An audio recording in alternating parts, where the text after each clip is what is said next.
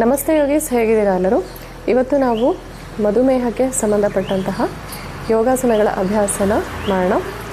ಈ ಮಧುಮೇಹ ಅನ್ನೋದು ತುಂಬಾ ಕಾಮನ್ ಆಗಿದೆ. ಅಂದರೆ ಡಯಾಬಿಟಿಸ್. ನಮ್ಮ ಇಂಡಿಯಾ ಏನಿದೆಯಲ್ಲ, ಅದು ಸೆಕೆಂಡ್ ಲಾರ್ಜೆಸ್ಟ್ ಡಯಾಬಿಟಿಕ್ ಕಂಟ್ರಿ ಆಗಿದೆ. ಇದಕ್ಕೆಲ್ಲ ಕಾರಣ ಏನು ಅಂತಂದರೆ, ನಾವು ತಗೊಳ್ತಕ್ಕಂತಹ ಒಂದು ಆಹಾರದ ಒಂದು ಕ್ರಮ ಇರ್ಬೋದು, ಅಥವಾ ನಮ್ಮ ಒಂದು ಜೀವನ ಶೈಲಿ ಇರ್ಬೋದು. ಸೊ ಹಾಗಾಗಿ ಇವತ್ತಿನ ವಿಡಿಯೋದಲ್ಲಿ ಈ ಒಂದು ಮಧುಮೇಹ ತಡೆಗಟ್ಟತಕ್ಕಂತಹ ಕೆಲವು ಆಸನಗಳ ಅಭ್ಯಾಸ ಮತ್ತು ಕೆಲವು ಡಯಟ್ ಟಿಪ್ಸ್ಗಳನ್ನು ನಿಮ್ಮ ಹತ್ರ ನಾನು ಶೇರ್ ಮಾಡ್ಕೊತೀನಿ. ನನ್ನ ಹೆಸರು doctor Deepti. Welcome to my YouTube channel. ಮಧುಮೇಹಕ್ಕೆ ಕಾರಣಗಳು ಏನೇನು ಅಂಥೇಳಿ ನಿಮಗೆ ತಿಳಿಸ್ತೀನಿ. ಅಂದರೆ ಈ ಒಂದು ಡಯಾಬಿಟಿಕ್ನ ಕಾಸಸ್ಗಳು ಏನೇನು ಅಂತ ಹೇಳ್ಬಿಟ್ಟು, ಮೊದಲನೇ ಕಾರಣ ಬಂದ್ಬಿಟ್ಟು ಅದು ಜೆನೆಟಿಕ್ಸ್ ಅಂತ ಹೇಳ್ಬೋದು. ಅಂದರೆ ಆನುವಂಶಿಕವಾಗಿ ಜೀನ್ಸ್ ಪಾಸ್ ಆಗೋದ್ರಿಂದ ಈ ಒಂದು ಮಧುಮೇಹ ಬರ್ಬೋದು. ಎರಡನೆಯ ಕಾರಣ ಬಂದ್ಬಿಟ್ಟು ಅದು ಇನ್ಸುಲಿನ್ ರೆಸಿಸ್ಟೆನ್ಸ್ ಅಂತ ಹೇಳಿ. ಇನ್ಸುಲಿನ್ ರೆಸಿಸ್ಟೆನ್ಸ್ ಅಂತ ಅಂದರೆ ಈ ಒಂದು ಆಹಾರ ಏನು ನಾವು ದಿನಾನೂ ನಾವು ತಗೋತೀವಲ್ಲ ನಮ್ಮ ಶಕ್ತಿಗೋಸ್ಕರ, ಈ ಆಹಾರ ಏನಾಗುತ್ತೆ ಅದನ್ನು ಬ್ರೇಕ್ ಡೌನ್ ಆಗಿಬಿಟ್ಟು ಅದು ಗ್ಲೂಕೋಸ್ ಆಗಿ ಕನ್ವರ್ಟ್ ಆಗುತ್ತೆ. ಅಂದರೆ ಗ್ಲೂಕೋಸ್ ಯಾವಾಗ ರಿಲೀಸ್ ಆಗುತ್ತಲ್ಲ ನಮ್ಮ ಒಂದು ಬ್ಲಡ್ಡಲ್ಲಿ, ಅದೇನಾಗುತ್ತೆ ಪ್ರತಿಯೊಂದು ಸೆಲ್ಸ್ಗಳಿಗೂ ತಲುಪಬೇಕಾಗುತ್ತೆ ಈ ಒಂದು ಗ್ಲೂಕೋಸ್. ಬಟ್ ಏನಾಗುತ್ತೆ, ಈ ಒಂದು ಇನ್ಸುಲಿನ್ ರೆಸಿಸ್ಟೆನ್ಸಲ್ಲಿ ಏನಾಗುತ್ತೆ ಅಂತ ಅಂದರೆ ನಮ್ಮ ಬ್ಲಡ್ಡಲ್ಲೇ ಗ್ಲೂಕೋಸ್ ಉಳ್ಕೊಳ್ಳುತ್ತೆ. ಅದು ಪ್ರಾಪರಾಗಿ ಯುಟಿಲೈಸ್ ಆಗೋದಿಲ್ಲ. ಮತ್ತು ಪ್ರತಿಯೊಂದು ಕಣಗಳಿಗೂ ಪ್ರತಿಯೊಂದು ಸೆಲ್ಸ್ಗಳಿಗೂ ಏನಾಗುತ್ತೆ ಈ ಒಂದು ಗ್ಲೂಕೋಸ್ ಸಪ್ಲೈ ಆಗ್ತಾ ಇರೋದಿಲ್ಲ. ಏಕೆಂದರೆ ನಮ್ಮ ಒಂದು ದೇಹದಲ್ಲಿ ಉತ್ಪತ್ತಿ ಮಾಡ್ತಕ್ಕಂತಹ ಇನ್ಸುಲಿನ್ ಏನಿದೆಯಲ್ಲ, ಈ ಒಂದು ಇನ್ಸುಲಿನ್ನ ಉತ್ಪತ್ತಿ ಚೆನ್ನಾಗಿ ಆದರೆ ಅಷ್ಟೇ ಏನಾಗುತ್ತೆ ಪ್ರತಿಯೊಂದು ಸೆಲ್ಸ್ಗಳಿಗೂ ನಮ್ಮ ಒಂದು ಗ್ಲೂಕೋಸ್ ಏನಿದೆಯಲ್ಲ ತಲುಪುತ್ತೆ. ಬಟ್ ಈ ಒಂದು ಇನ್ಸುಲಿನ್ ರೆಸಿಸ್ಟೆನ್ಸಲ್ಲಿ ಏನಾಗುತ್ತೆ, ನಮ್ಮ ಶರೀರದಲ್ಲಿ ಉತ್ಪತ್ತಿ ಆಗ್ತಕ್ಕಂತಹ ಇನ್ಸುಲಿನ್ ಏನಿದೆಯಲ್ಲ, ಈ ಒಂದು ಇನ್ಸುಲಿನ್ ಏನಿದೆಯಲ್ಲ ಇದು ಪ್ರಾಪರಾಗಿ ಉತ್ಪತ್ತಿ ಆಗೋದಿಲ್ಲ. ಉತ್ಪತ್ತಿ ಆದರೂ ನಮ್ಮ ದೇಹ ಅದನ್ನು ಯುಟಿಲೈಸ್ ಮಾಡ್ಕೊಳ್ಳೋದಿಲ್ಲ. ಇದು ಎರಡನೆಯ ಕಾರಣ. ನೆಕ್ಸ್ಟ್ ಕಾರಣ ಬಂದ್ಬಿಟ್ಟು ಫ್ರೆಂಡ್ಸ್, ಅದು ಕೆಲವು ಹಾರ್ಮೋನಲ್ ಚೇಂಜಸ್ಗಳು. ಸೊ ಈ ಒಂದು ಹಾರ್ಮೋನಲ್ ಚೇಂಜಸ್ಗಳಿಂದ ಕೂಡ ಮಧುಮೇಹ ಬರ್ತಕ್ಕಂತಹ ಚಾನ್ಸಸ್ ಇದೆ. ಸೊ ಈ ಎಲ್ಲ ಕಾರಣಗಳಿಂದ ಏನಾಗುತ್ತೆ ಡಯಾಬಿಟಿಸ್ ಬರ್ತಕ್ಕಂತಹ ಚಾನ್ಸಸ್ ಇದೆ. ಬಟ್ ಮುಖ್ಯವಾಗಿ ಏನು ನಾನು ಇನ್ಸುಲಿನ್ ರೆಸಿಸ್ಟೆನ್ಸ್ ಅಂತ ಹೇಳೋದಲ್ಲ, ಇದ್ರ ಬಗ್ಗೆ ನಾವು ಇವತ್ತು ಮಾತಾಡೋಣ. ಸೊ ಈ ಒಂದು ಇನ್ಸುಲಿನ್ ರೆಸಿಸ್ಟೆನ್ಸ್ ಯಾಕೆ ಆಗುತ್ತೆ ಅಂತ ಅಂದರೆ, ಮೊದಲನೇದಾಗಿ ನಮ್ಮ ಒಂದು ಆಹಾರ ಕ್ರಮದಲ್ಲಿ ನಾನು ಈ ಒಂದು ಸ್ಕ್ರೀನ್ ಮೇಲೆ ಫೋಟೋ ಹಾಕಿದ್ದೀನಿ. ನಮ್ಮ ಆಹಾರ ಕ್ರಮ ಹೇಗೆ ಇರಬೇಕು ಅಂತ ಹೇಳ್ಬಿಟ್ಟು ನೋಡಿ. ಈಗ ಒಂದು ಪ್ಲೇಟ್ ನಾವು ಯಾವಾಗ ತೊಗೋತೀವಲ್ಲ ಆಹಾರ, ಅದರಲ್ಲಿ ನಾವು ಡಿವೈಡ್ ಮಾಡೋಣ. 100% ಅಂತ ಹೇಳಿ ಡಿವೈಡ್ ಮಾಡೋಣ. 100ಅಲ್ಲಿ ನಾವು 50% ಏನಿದೆಯಲ್ಲ ಅದನ್ನು ನಾವು ತರಕಾರಿಗಳಿಗೆ ಕೊಡಬೇಕಾಗುತ್ತೆ. ಸೊ ನಮ್ಮ ತಟ್ಟೆಯ 50% ಭಾಗ ಏನಿದೆಯಲ್ಲ ಅದು ವೆಜಿಟೇಬಲ್ಸ್ಗೆ ಕೊಡಬೇಕಾಗುತ್ತೆ.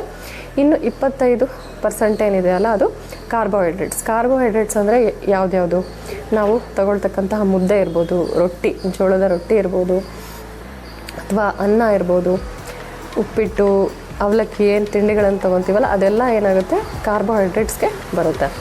ಸೊ ನಮ್ಮ ಆಹಾರ ಕ್ರಮದಲ್ಲಿ ಕಾರ್ಬೋಹೈಡ್ರೇಟ್ಸ್ ಎಷ್ಟು ಪ್ರಮಾಣ ಇರಬೇಕು, ಪ್ಲೇಟಲ್ಲಿ 25% ಇರಬೇಕು. ಇನ್ನು 25% ಏನಿದೆಯಲ್ಲ ಅದು ಪ್ರೋಟೀನ್ ಅಂಶ ಆಗಿರಬೇಕು. ಪ್ರೋಟೀನ್ ಅಂತ ಅಂದರೆ ಎಲ್ಲಿ ಸಿಗುತ್ತೆ ನಮಗೆ ಪ್ರೋಟೀನ್? ನಾವು ತಗೊಳ್ತಕ್ಕಂತಹ ಬೇಳೆ, ದಾಲ್ಗಳು, ತೊಗರಿ ಬೇಳೆ ಆಗಿರ್ಬೋದು, ಮತ್ತು ಗ್ರೀನ್ ಗ್ರಾಮ್ಸ್, ಸೊ ಅಂದರೆ ಹೆಸರು ಕಾಳು, ಈ ಎಲ್ಲ ಪಲ್ಸಸ್ಗಳಲ್ಲಿ, ಲೆಗ್ಯೂಮ್ಸ್ಗಳಲ್ಲಿ ಏನಾಗುತ್ತೆ ಪ್ರೋಟೀನ್ ಅಂಶ ಇರುತ್ತೆ. ಮತ್ತು ನಾನ್ ವೆಜಿಟೇರಿಯನ್ಸ್ ಆಗಿದ್ದರೆ ಯಾರು ಫಿಶ್ ಆಗಿರ್ಬೋದು, ಚಿಕನ್ ಆಗಿರ್ಬೋದು, ಎಗ್ಸ್ ಆಗಿರ್ಬೋದು, ಸೊ ಇದೆಲ್ಲ ಪ್ರೋಟೀನ್ ಅಂಶ. ಸೊ ನಮ್ಮ ಪ್ಲೇಟ್ನ ನಾವು ಈ ರೀತಿ ಡಿವೈಡ್ ಮಾಡ್ಕೋಬೇಕು. ಹೇಗೆ? 50% ತರಕಾರಿ, 25% ಕಾರ್ಬೋಹೈಡ್ರೇಟ್ಸ್, ಇನ್ನು 25% ಏನಾಗುತ್ತೆ ಪ್ರೋಟೀನ್. ಮತ್ತು ಮಧ್ಯ ನಾವೇನು ಮಾಡಬೇಕು, ನೀರನ್ನೇ ನಾವು ಸೇವನೆ ಮಾಡಬೇಕಾಗುತ್ತೆ.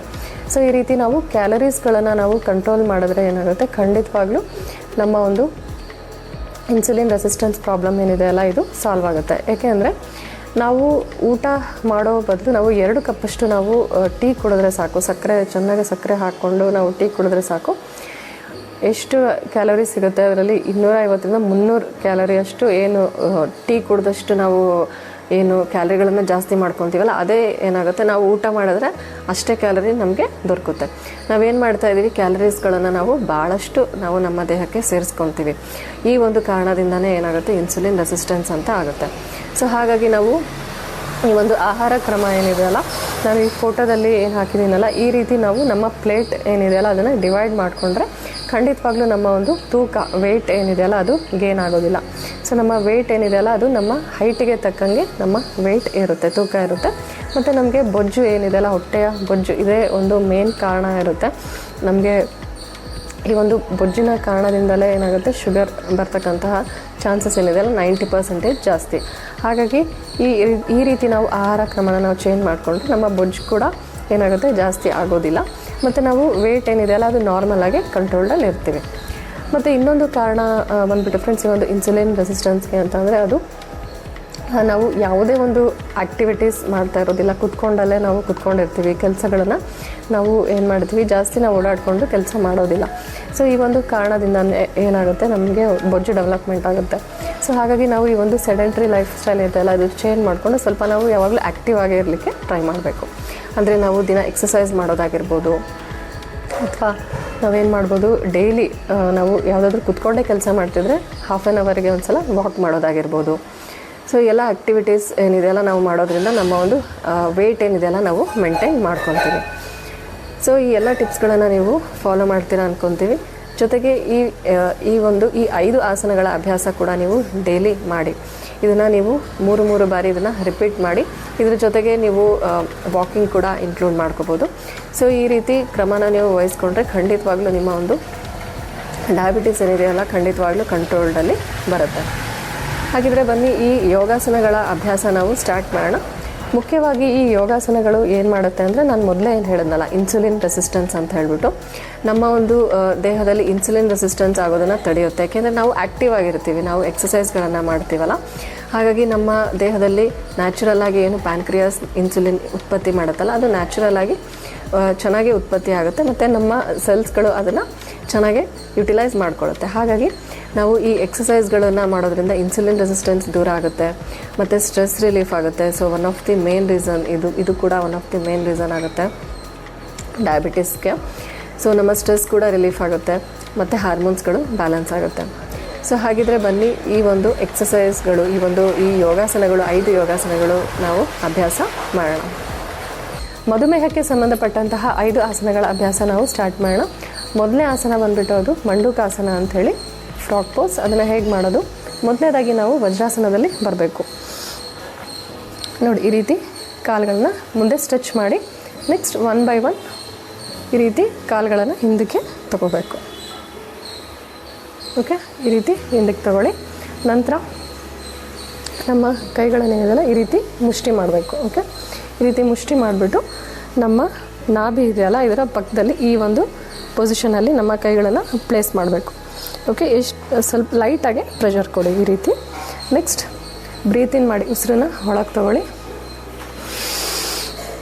ಉಸಿರು ಬಿಡ್ತಾ ಸ್ಲೋ ಆಗಿ ಈ ರೀತಿ ಮುಂದೆ ಬಗ್ಗಬೇಕು. ಈ ಒಂದು ಪೊಸಿಷನ್ಗೆ ಬಂದಮೇಲೆ ನಾರ್ಮಲಾಗಿ ಉಸಿರಾಡ್ತಾ ಇರಿ, ಉಸಿರನ್ನ ಕಟ್ಟಕ್ಕೆ ಹೋಗಬಾರ್ದು. ಓಕೆ, ಮುಂದೆ ದೃಷ್ಟಿ ನಿಮ್ಮ ದೃಷ್ಟಿ ಒಂದು ಆಬ್ಜೆಕ್ಟ್ ಕಡೆಗೆ ಇರಲಿ. ಈ ಒಂದು ಪೊಸಿಷನಲ್ಲಿ ಹೋಲ್ಡ್ ಮಾಡೋಣ.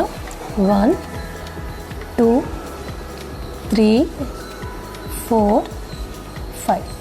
ಸ್ಲೋ ಆಗಿ ಮತ್ತೆ ಉಸಿರು ತಗೊಳ್ಳಿ, ಮೇಲೆ ಬನ್ನಿ, ರಿಲ್ಯಾಕ್ಸ್. ಇದೇ ರೀತಿ ಒಂದು ಮಂಡುಕಾಸನ ನೀವು 3 ಬಾರಿ ಇದನ್ನು ಬೆಳಗ್ಗೆ ಮತ್ತು ಸಂಜೆ ಇದನ್ನು ಅಭ್ಯಾಸ ಮಾಡಿ. ಓಕೆ, ಬನ್ನಿ ಈಗ ನಾವು ಮುಂದಿನ ಆಸನ ಮಾಡೋಣ. ಇದರ ಹೆಸರು ಅರ್ಧ ಮತ್ಸ್ಯೇಂದ್ರಾಸನ ಅಂತ ಹೇಳಿಬಿಟ್ಟು, ಹಾಫ್ ಸ್ಪೈನಲ್ ಟ್ವಿಸ್ಟ್. ಈ ರೀತಿ ಕಾಲುಗಳನ್ನು ಮುಂದೆ ಚಾಚಿ, ನೆಕ್ಸ್ಟ್ ಏನು ಮಾಡ್ತೀರಾ ನೀವು ನೋಡಿ, ಈ ರೀತಿ ಆಪೋಸಿಟ್. ಓಕೆ, ಕಾಲು ಈ ರೀತಿ. ಇವಾಗ ನಾನು ಏನು ಮಾಡಿದ್ದೀನಿ, ರೈಟ್ ಲೆಗ್ ಇದೆಯಲ್ಲ ಈ ರೀತಿ, ನನ್ನ ಮಂಡಿ ಇದೆಯಲ್ಲ ಈ ರೀತಿ ಈ ಒಂದು ಪೊಸಿಷನಿಗೆ ಪ್ಲೇಸ್ ಮಾಡಿದ್ದೀನಿ. ಓಕೆ, ನೆಕ್ಸ್ಟ್ ಏನು ಮಾಡಬೇಕು, ನಾವು ಈ ರೀತಿ ಕೈಗಳನ್ನು ಹಿಂದಕ್ಕೆ ಹಾಕ್ಬಿಟ್ಟು ಟ್ವಿಸ್ಟ್ ಮಾಡ್ತೀವಿ. ಬ್ರೀತ್ ಇನ್ ಮಾಡಿ, ಟ್ವಿಸ್ಟ್ ಮಾಡಿ. ಈ ಒಂದು ಪೊಸಿಷನಲ್ಲಿ ಹೋಲ್ಡ್ ಮಾಡೋಣ. ಮತ್ತು ನಂದು ಇನ್ನೊಂದು ಕಾಲು ಆ್ಯಕ್ಟಿವ್ ಇರುತ್ತೆ. ಈ ರೀತಿ ಈ ಒಂದು ಪೊಸಿಷನಲ್ಲಿ ಹೋಲ್ಡ್. 1 2 3 4 5. ಸ್ಲೋ ಆಗಿ ವಾಪಸ್ ಬನ್ನಿ. ಓಕೆ, ಸೊ ಈ ಆಸನಗಳನ್ನು ಮಾಡೋದ್ರಿಂದ ಹೇಗೆ ನಮಗೆ ಡಯಾಬಿಟೀಸ್ಗೆ ಹೆಲ್ಪ್ ಆಗುತ್ತೆ ಅಂದರೆ, ಈ ರೀತಿ ನಾವು ಟ್ವಿಸ್ಟ್ ಮಾಡೋದ್ರಿಂದ ನಮ್ಮ ಒಂದು ಹೊಟ್ಟೆಯ ಒಂದು ಆರ್ಗನ್ಸ್ಗಳಿಗೆ ನಾವು ಏನು ಪ್ಯಾನ್ಕ್ರಿಯಾಸ್ ಅಂತ ಏನು ನಾನು ಹೇಳಿದ್ನಲ್ಲ, ಅದಕ್ಕೆ ಒಳ್ಳೆಯ ಒಂದು ಸ್ಟಿಮ್ಯುಲೇಷನ್ ಸಿಗುತ್ತೆ, ಇನ್ಸುಲಿನ್ ರಿಲೀಸ್ ಮಾಡೋಕ್ಕೆ, ಆ್ಯಕ್ಟಿವ್ ಆಗಿ ಮಾಡೋಕ್ಕೆ ಹೆಲ್ಪ್ ಮಾಡುತ್ತೆ. ಇದೇ ರೀತಿ ಅಪೋಸಿಟ್ ಲೆಗ್ ಕೂಡ ಮಾಡೋದು ಇಂಪಾರ್ಟೆಂಟ್. ಈಗ ಅಪೋಸಿಟ್ ಲೆಫ್ಟ್ ಲೆಗ್ನ ಈ ರೀತಿ ನಾನು ಕ್ರಾಸ್ ಮಾಡಿದ್ದೀನಿ ಮಂಡೆಯಿಂದ, ಮತ್ತು ಈ ರೀತಿ ಟ್ವಿಸ್ಟ್ ಮಾಡಬೇಕು. ಓಕೆ, ಟ್ವಿಸ್ಟ್ ಮಾಡಿ ಎಷ್ಟು ಸಾಧ್ಯ ಇರುತ್ತೋ ಅಷ್ಟು ಪುಷ್ ಮಾಡಿ ಈ ಒಂದು ಪೊಸಿಷನಲ್ಲಿ ಹೋಲ್ಡ್ ಮಾಡೋಣ. ಹೋಲ್ಡ್ 1 2 3 4 5. ಈ ಒಂದು ಪೊಸಿಷನ್ಗೆ ಬಂದಮೇಲೆ ಉಸಿರನ್ನ ಕಟ್ಟಬಾರ್ದು. ಓಕೆ, ನಾರ್ಮಲಾಗಿ ಉಸಿರಾಡ್ತಾ ಆರಾಮಾಗಿ ಮಾಡಬೇಕು. ಓಕೆ, ಸೊ ಸ್ಥಿರಂ ಸುಖಂ ಆಸನಂ ಅಂತ ಹೇಳಿ ಕರೀತಾರೆ ಪತಂಜಲಿಯಲ್ಲಿ. ಅಂದರೆ ನಾವು ಯಾವುದೇ ಒಂದು ಕಷ್ಟ ಇಲ್ದಂಗೆ ನಾವು ಆಸನಗಳ ಅಭ್ಯಾಸ ಮಾಡ್ತೀವಲ್ಲ, ಅದಕ್ಕೇ ಆಸನ ಅಂತ ಹೇಳಿ ಕರೀತಾರೆ. ಸೊ ಆಸನ ಅಂದರೆ ಸ್ಥಿರಂ ಸುಖಂ ಆಸನಂ ಅಂಥೇಳಿ. ಹಾಗಾಗಿ ನಾವು ಕಷ್ಟಪಟ್ಟು ಯಾವುದೇ ಆಸನನ ಮಾಡಬಾರ್ದು, ನಾವು ಎಂಜಾಯ್ ಮಾಡ್ಕೊತ ಆಸನದ ಅಭ್ಯಾಸ ಮಾಡಬೇಕು. ಓಕೆ, ನೆಕ್ಸ್ಟ್ ಥರ್ಡ್ ಆಸನ ಬಂದುಬಿಟ್ಟು ಅದು ಭುಜಂಗಾಸನ. ಈ ರೀತಿ ಹೊಟ್ಟೆ ಮೇಲೆ ಈ ರೀತಿ ಮಲ್ಕೊಳ್ಳಿ, ಕಾಲುಗಳನ್ನು ಜೋಡಿಸಿ, ನಿಮ್ಮ ಕೈಗಳು ಈ ರೀತಿ ಚೆಸ್ಟ್ ಪಕ್ಕ ಇರಲಿ. ಉಸಿರು ತಗೊಳ್ಳಿ, ಬ್ರೀತ್ ಇನ್ ಮಾಡ್ತಾ ಈ ರೀತಿ ಲಿಫ್ಟ್ ಮಾಡಿ ಈ ಒಂದು ಪೊಸಿಷನ್ಗೆ ಹೋಲ್ಡ್ 1 2 3 4 5. ಸ್ಲೋ ಆಗಿ ವಾಪಸ್ ಮಾಡಿ. ಓಕೆ, ಇಲ್ಲಿ ಸ್ವಲ್ಪ ವೇರಿಯೇಷನ್ಸ್ ಮಾಡೋಣ. ಇಲ್ಲಿ 3 ರೌಂಡ್ಸ್ ಈ ರೀತಿ ಬ್ರೀತ್ ಇನ್ ಮಾಡಿ, ಲಿಫ್ಟ್ ಮಾಡಿ, ವಾಪಸ್ ಬನ್ನಿ. 1 2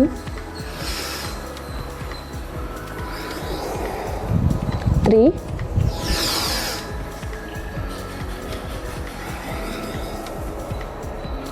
ಬ್ರೀತ್ ಇನ್ ಮಾಡಿ.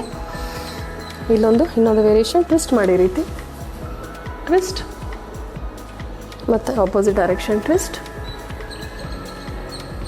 ಸ್ಲೋ ಆಗಿ ವಾಪಸ್ ಬನ್ನಿ. ಓಕೆ, ಸೊ ಈ ಒಂದು ಭುಜಂಗಾಸನ ಮಾಡೋದು ನಿಮಗಾಗಲೇ ಗೊತ್ತಾಗಿರುತ್ತೆ. ನಮ್ಮ ಒಂದು ಹೊಟ್ಟೆ ಮೇಲೆ ಸಾಕಷ್ಟು ಪ್ರೆಷರ್ ಬೀಳುತ್ತೆ ಇದು. ಓಕೆ, ಹಾಗಾಗಿ ಈ ಆಸನ ಡೆಫಿನೆಟಾಗಿ ನಮಗೆ ಮಧುಮೇಹದಲ್ಲಿ ಹೆಲ್ಪ್ ಮಾಡುತ್ತೆ. ಬನ್ನೀಗ ನಾವು 4th ಆಸನ ಮಾಡೋಣ. ಈ ರೀತಿ ಟೇಬಲ್ ಟಾಪ್ಗೆ ಬನ್ನಿ. ಈ ಒಂದು ಪೊಸಿಷನ್ಗೆ ಟೇಬಲ್ ಟಾಪ್ ಪೊಸಿಷನ್ ಅಂತಾರೆ. ಈ ರೀತಿ ನಮ್ಮ ಶೋಲ್ಡರ್ ಜಾಯಿಂಟ್ ಇದೆಲ್ಲ, ಇಲ್ಲಿ ಶೋಲ್ಡರ್ ಜಾಯಿಂಟ್ ಮತ್ತು ನಮ್ಮ ಹಸ್ತ ಏನಾಗುತ್ತೆ, ಇದು 90 ಡಿಗ್ರಿ ಇರಬೇಕು, ಒಂದೇ ಲೈನಲ್ಲೇ ಇರಬೇಕು. ನೆಕ್ಸ್ಟ್ ನಮ್ಮ ಹಿಪ್ ಡಿಸ್ಟೆನ್ಸ್ ಅಷ್ಟು ನಮ್ಮ ಕಾಲುಗಳು ಅಗಲ ಇರಲಿ. ಓಕೆ, ಇಲ್ಲೇನು ಮಾಡ್ತೀವಿ ನಾವು, ಇಲ್ಲಿ ನಾವು ಮಿಸ್ಟೇಕ್ ಏನು ಮಾಡ್ತೀವಿ ಅಂದರೆ, ತುಂಬಾ ಈ ರೀತಿ ಕೈಗಳನ್ನು ಮುಂದೆ ತೊಗೊಳೋದು, ಕಾಲುಗಳನ್ನು ತುಂಬ ಅಗಲ ಮಾಡೋದು, ಈ ರೀತಿ ಮಾಡಬಾರ್ದು. ಓಕೆ, ಇಲ್ಲಿ ಶೋಲ್ಡರ್ ಜಾಯಿಂಟ್ ಮತ್ತು ಹಸ್ತಗಳು ಒಂದೇ ಲೈನಲ್ಲಿರಬೇಕು. ಓಕೆ, ನಮ್ಮ ಹಿಪ್ ಜಾಯಿಂಟ್ ಮತ್ತು ನಮ್ಮ ಮಂಡಿಗಳು ಕೂಡ 90 ಡಿಗ್ರಿ ಇರಬೇಕು. ಓಕೆ, ಈ ಒಂದು ಪೊಸಿಷನಿಗೆ ಬಂದಮೇಲೆ ನಾವೇನು ಮಾಡ್ತೀವಿ, ಬ್ರೀತ್ ಇನ್ ಮಾಡ್ತಾ ಉಸಿರನ್ನ ಒಳಗೆ ತಗೋತಾ ಏನು ಮಾಡ್ತೀವಿ, ನಮ್ಮ ಸ್ಪೈನ್, ನಮ್ಮ ಬೆನ್ನು ಈ ರೀತಿ ಒಳಗೆ ಹೋಗುತ್ತೆ, ಮತ್ತು ನಾವು ಉಸಿರನ್ನ ತಗೋತಾ ಮೇಲೆ ನೋಡ್ತೀವಿ ಈ ರೀತಿ. ನೆಕ್ಸ್ಟ್ ಉಸಿರು ಬಿಡ್ತಾ ಈ ರೀತಿ ನಮ್ಮ ಸ್ಪೈನ್ ಏನಾಗುತ್ತೆ, ಈ ರೀತಿ ಮೇಲೆ ಬರುತ್ತೆ. ಓಕೆ, ನಮ್ಮ ಗದ್ದಾನ ನಮ್ಮ ಚೆಸ್ಟ್ಗೆ ಟಚ್ ಮಾಡೋಕ್ಕೆ ಟ್ರೈ ಮಾಡಬೇಕು ಈ ರೀತಿ. ಓಕೆ, ಇದನ್ನು 3 ಬಾರಿ ರಿಪೀಟ್ ಮಾಡೋಣ. 1 ಬಿಟಿಲಾಸನ ಅವ್ರ ಮಜ್ಜರಿಯಾಸನ ಅಂತಾರೆ ಇದಕ್ಕೆ. 2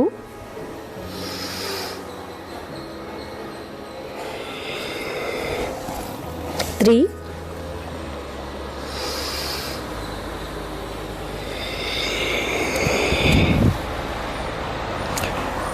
ನೆಕ್ಸ್ಟ್ ಈ ಒಂದು ಪೊಸಿಷನಲ್ಲಿ ಹೋಲ್ಡ್ ಮಾಡೋಣ. ಹೋಲ್ಡ್ 1 2 3 4 5. ನೆಕ್ಸ್ಟ್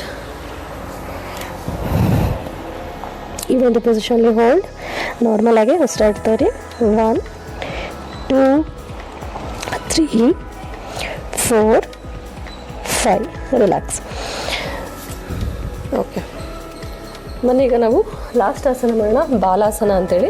ಇದೇ ಒಂದು ಪೊಸಿಷನಲ್ಲಿ ಏನು ಮಾಡ್ತೀರಾ, ಈ ರೀತಿ ಸ್ಟ್ರೆಚ್ ಆಗಿರುತ್ತಲ್ಲ ಕೈ, ಇದನ್ನು ಇನ್ನೂ ಸ್ಟ್ರೆಚ್ ಮಾಡಿ. ಈ ರೀತಿ ಸ್ಟ್ರೆಚ್ ಮಾಡ್ತೀರಾ ಮತ್ತು ಹಣೆನ ನಿಮ್ಮ ಮ್ಯಾಟ್ ಮೇಲೆ ಟಚ್ ಮಾಡಬೇಕು. ಈ ರೀತಿ ಬಾಲಾಸನ, ಚೈಲ್ಡ್ಸ್ ಪೋಸ್. ಈ ಒಂದು ಪೊಸಿಷನಿಂದ ನಮ್ಮ ಸ್ಟ್ರೆಸ್ ಏನಿದೆಯಲ್ಲ ಇದು ಚೆನ್ನಾಗಿ ರಿಲೀಸ್ ಆಗುತ್ತೆ. ಯಾಕೆಂದರೆ ಇಲ್ಲಿ ನಮ್ಮ ತಲೆಗೆ ಬ್ಲಡ್ ಸರ್ಕ್ಯುಲೇಷನ್ ಜಾಸ್ತಿ ಆಗ್ತಾ ಇರುತ್ತೆ. ಈ ಒಂದು ಪೊಸಿಷನಲ್ಲಿ ಹೋಲ್ಡ್ 1 2 3 4 5. ರಿಲ್ಯಾಕ್ಸ್. ಸ್ಲೋ ಆಗಿ ವಾಪಸ್ ಬನ್ನಿ. ಓಕೆ, ಸೊ ಇಲ್ಲಿಗೆ ಡಯಾಬಿಟಿಸ್ಗೆ ಸಂಬಂಧಪಟ್ಟಂತಹ 5 ಆಸನಗಳು ಇಲ್ಲಿಗೆ ಕಂಪ್ಲೀಟ್ ಆಗುತ್ತೆ. ನೀವು ಈ ಆಸನಗಳ ಅಭ್ಯಾಸ ಇದನ್ನು ನೀವು 3 ಬಾರಿ ಇದನ್ನು, ಪ್ರತಿಯೊಂದು ಆಸನನ 3 ಬಾರಿ ಇದನ್ನು ನೀವು ಬೆಳಗ್ಗೆ ಮತ್ತು ಸಂಜೆ ಇದನ್ನು ಅಭ್ಯಾಸ ಮಾಡಬೇಕು. ಆವಾಗಷ್ಟೇ ಈ ಒಂದು ಡಯಾಬಿಟಿಸ್ ಏನಿದೆಯಲ್ಲ ಇಂದ ನೀವು ಹೊರ ಬರಲಿಕ್ಕೆ ಸಾಧ್ಯ ಅಥವಾ ಕಂಟ್ರೋಲ್ ಮಾಡಲಿಕ್ಕೆ ಸಾಧ್ಯ ಆಗುತ್ತೆ. ಒಂದೇ ದಿನ ನಾವು ಅಭ್ಯಾಸ ಮಾಡಿಬಿಟ್ಟು ನಮಗೆ ಈ ಡಯಾಬಿಟಿಸಲ್ಲಿ ಏನು ಯೂಸ್ ಆಗಲಿಲ್ಲ ಅಂದರೆ ಏನೂ ಆಗೋದಿಲ್ಲ. ನಾವು ಡೈಲಿ ಏನು ಮಾಡಬೇಕಾಗುತ್ತೆ, ಈ ಆಸನಗಳ ಅಭ್ಯಾಸ ಮಾಡಬೇಕು. 3 ಬಾರಿ ಇದನ್ನು ರಿಪೀಟ್ ಮಾಡಬೇಕು. ಈ ಆಸನಗಳ ಅಭ್ಯಾಸ ಮಾಡೋದಕ್ಕಿಂತ ಮುಂಚೆ ಸೂಕ್ಷ್ಮ ವ್ಯಾಯಾಮಗಳನ್ನು ಅಭ್ಯಾಸ ಮಾಡಬೇಕಾಗುತ್ತೆ. ಅದರ ಲಿಂಕ್ ನಾನು ಡಿಸ್ಕ್ರಿಪ್ಷನ್ ಹಾಕಿರ್ತೀನಿ. ಸೊ ಈ ಒಂದು ಸೂಕ್ಷ್ಮ ವ್ಯಾಯಾಮಗಳ ಪ್ರಾಕ್ಟೀಸ್ ನಂತರ ಈ ಆಸನಗಳ ಅಭ್ಯಾಸನ ಮಾಡಿ. ಸೊ ಇಲ್ಲಿಗೆ ಈ ಒಂದು ಡಯಾಬಿಟಿಸ್ಗೆ ಸಂಬಂಧಪಟ್ಟಂತಹ ಯೋಗಾಸನಗಳು ಕಂಪ್ಲೀಟ್ ಆಗುತ್ತೆ. ಹೋಪ್ ನಿಮಗೆ ಈ ಒಂದು ವಿಡಿಯೋ ಇಷ್ಟ ಆಯಿತು ಅಂತ ಹೇಳಿ ಭಾವಿಸ್ತೀನಿ. ವಿಡಿಯೋ ಇಷ್ಟ ಆದರೆ ಇದನ್ನು ಡೆಫಿನೆಟಾಗಿ ನೀವು ಇದನ್ನು ಲೈಕ್ ಮಾಡಿ, ಡಯಾಬಿಟಿಸ್ ಇರ್ತಕ್ಕಂತಹ ಪೇಷಂಟ್ಸ್ಗಳಿಗೆ ಇದನ್ನು ನೀವು ಶೇರ್ ಮಾಡಿ. ವಿಡಿಯೋ ಇಷ್ಟ ಆದರೆ ಸಬ್ಸ್ಕ್ರೈಬ್ ಕೂಡ ಮಾಡಿ. ನಿಮಗೆ ಇನ್ನೊಂದು ಟಾಪಿಕ್ನೊಂದಿಗೆ ನಾನು ಮತ್ತೆ ಭೇಟಿ ಆಗ್ತೀನಿ. ಅಲ್ಲಿಯವರೆಗೂ ನಮಸ್ತೆ.